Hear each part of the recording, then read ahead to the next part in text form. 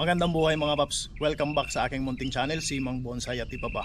So ngayon mga paps ay mag-share ulit ako nitong aking bonsai journey, mga videos na aking ginagawa upang makagawa ng bonsai. So mga paps, papaalala ko lang mga paps, ako ay baguhan lamang sa pagbobonsai, kaya kung meron po kayong mga suggestion o comment na makakapag-improve sa aking pagbobonsai ay highly appreciated po yun mga paps. So maraming salamat po ulit. Hindi pa man kayo nagbibigay ng suggestion, maraming salamat po. So ngayon mga paps ay titingnan nga natin kung makakagawa ako ng root over rock na Argao Taiwan.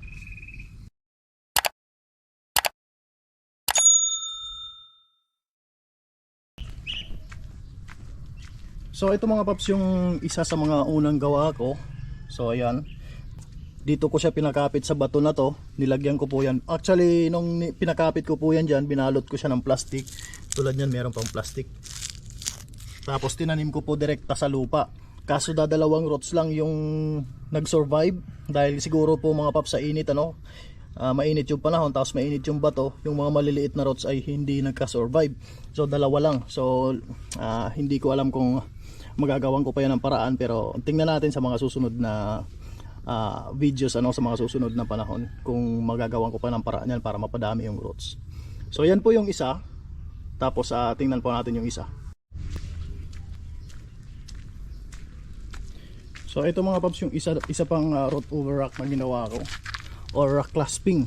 So yan, ito medyo mas malaki-laki ng konti at medyo marami-rami yung roots. Bali 4 na roots siya, kaso maliit pa itong isa. So ayan po yung likod niya.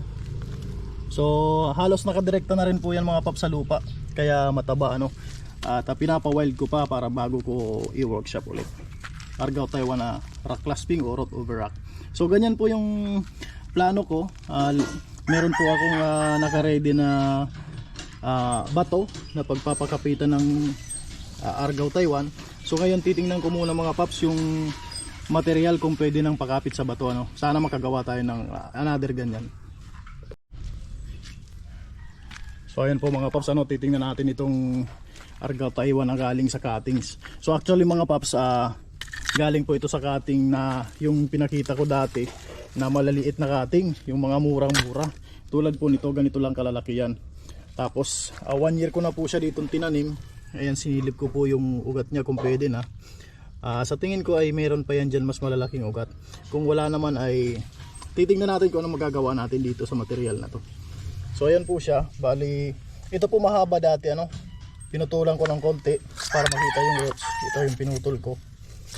Tapos ito yung tumagos na siguro to sa lupa. Kaya titingnan natin mga paps.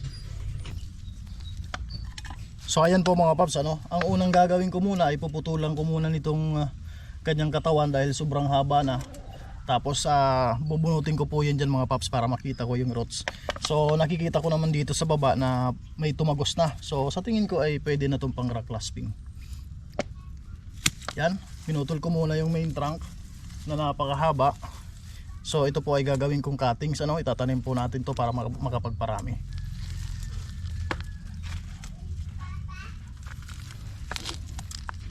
Yeah. Ayun, mahaba na nga itong escape roots na tumago sa lupa mga paps. So pwede na siguro to. Ayun, naputol na. Meron pang isa. Sana magamit natin itong mga escape roots.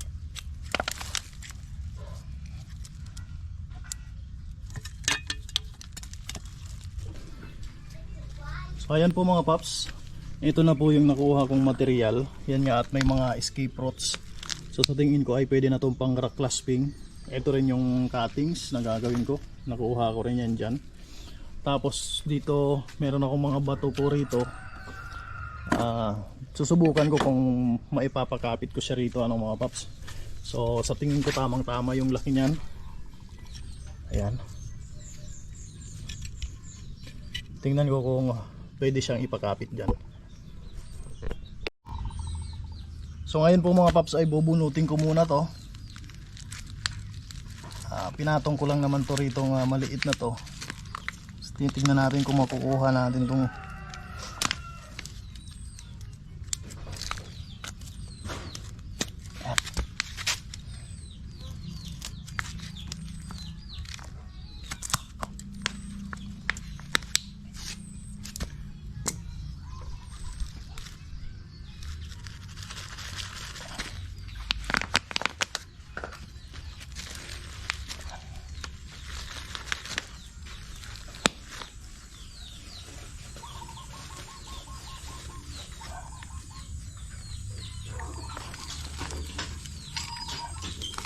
So ganyan po ang ginagawa ko mga paps.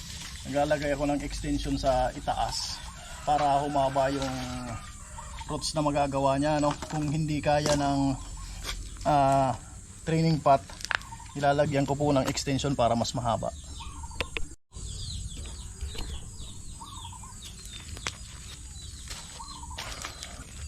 Yun. So ayan po mga paps, at nakuha ko na. So meron na siyang medyo mahabang roots. Ayan. So sa tingin ko ay pwede na itong ipakapit dito. So titingnan natin kung anong magandang itsura. Ayan. Kung paano siya magandang pakapitin. Ayan. Sa tingin ko mga paps ay tamang tama ito, ano. So lilinisin ko muna, tatanggalin ko tong dating leader niya, tapos ayusin ko muna itong mga branches. So ayan po mga paps, at lumipat tayo ng pwesto, ano, dito sa likod ng bahay para medyo mas malinaw na makita. So ito yung plano ko na pagtatamnan yan.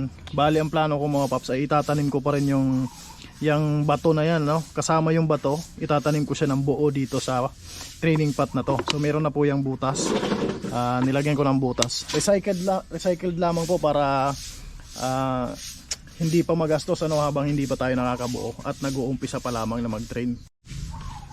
So ito na nga mga paps. Bali linisin ko muna ito. Kung mapapansin yan, yan yung dating leader, tatanggalin ko na po yan para ito nang nasa sides yung magamit. So tanggalin ko muna.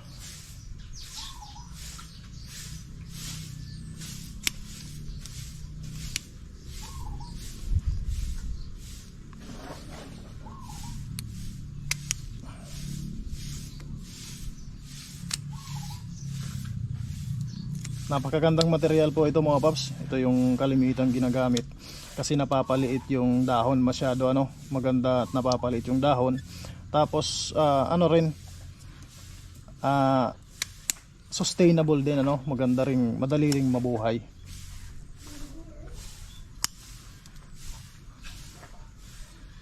So ayan mga paps, sa tingin ko ay medyo maayos-ayos na yung itsura niya nung natanggal yung dating leader.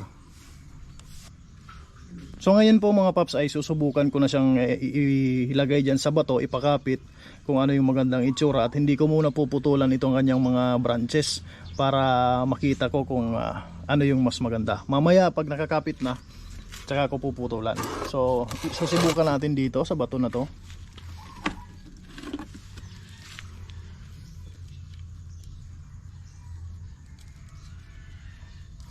So kung mapapansin nyo rin pala mga paps, ano, bago tayo magpatuloy, meron akong mga nilagay dati na mga parang kanal. Ayan, para dyan padaanin yung roots, na parang major roots. So sa tingin ko ay tamang tama naman yan. So yan ang gagamitin ko mga paps.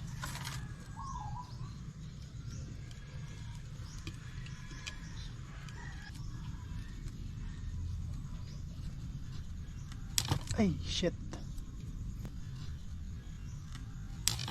Ay shit.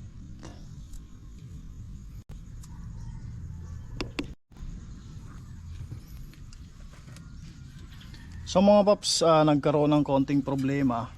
Bali nag-crack yung roots, yan.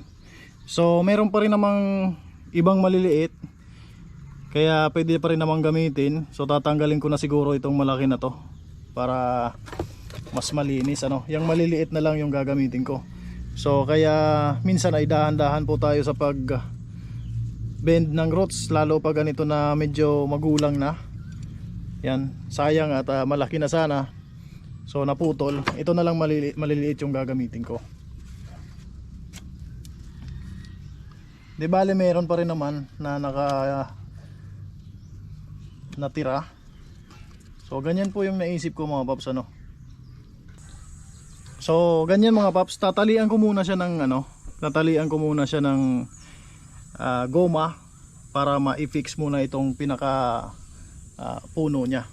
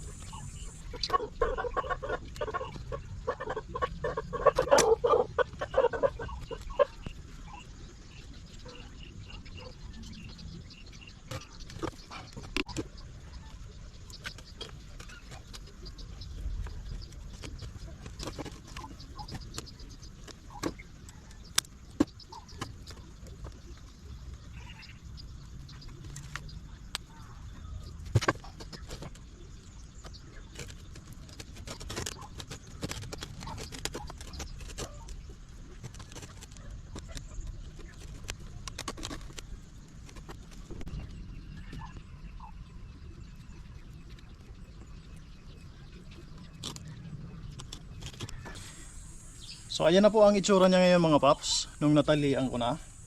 Ayan po, bali dito ko pinadaan sa mga kanal yung ibang roots. Yan, tapos yung iba dito sa isang kanal. So parang ganyan na po at tingnan po natin yung ilalim. Ayan, tinalian ko muna siya ng goma. So ngayon mga paps, lalagyan ko yan dyan ng mga bunot para hindi magalaw yung roots niya, no? Fix po sila dyan sa kanilang kanal.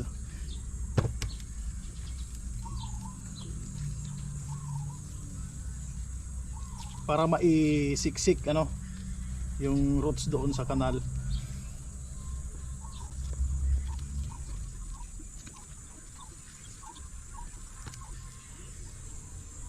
Isa pa pong purpose nito mga paps ay para hindi rin po ma-damage yung roots ng goma. Di bali goma lang din naman po ito at ito ay luluwag pa rin naman.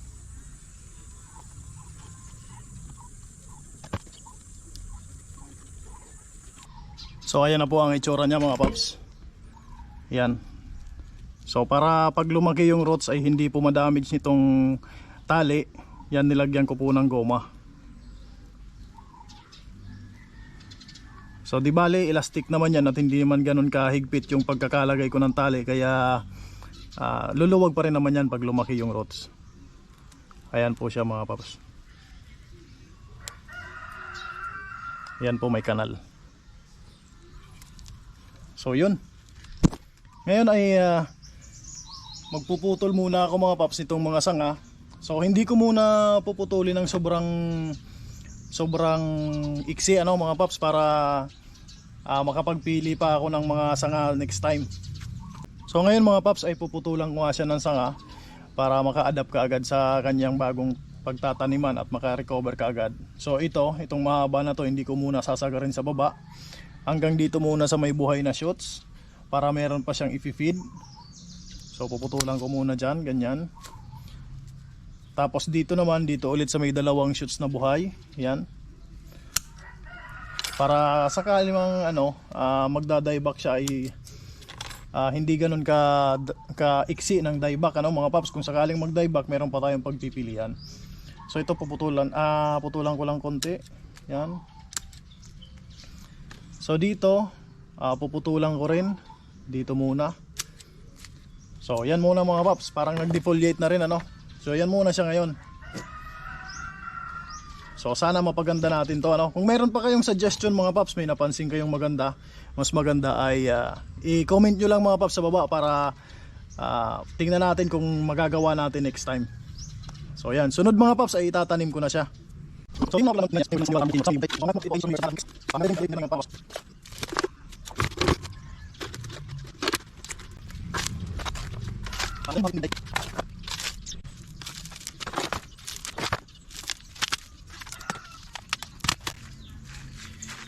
so ayan po mga paps, at naitanim ko na. Sana ay mapaganda ko po ito soon ano. So ito ay rock clasping or root over rock na bonsai na Argao Taiwan. So yun lamang po mga paps.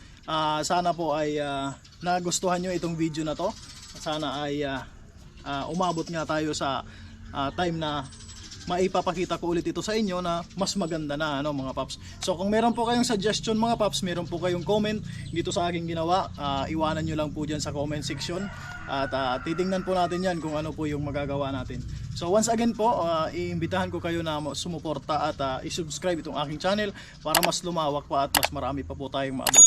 So sa palagi pong sumusuporta at lagi pong nanonood, maraming salamat po sa inyo. Sana po ay hindi po kayo magsawa. Once again po, magandang buhay at happy bonsai.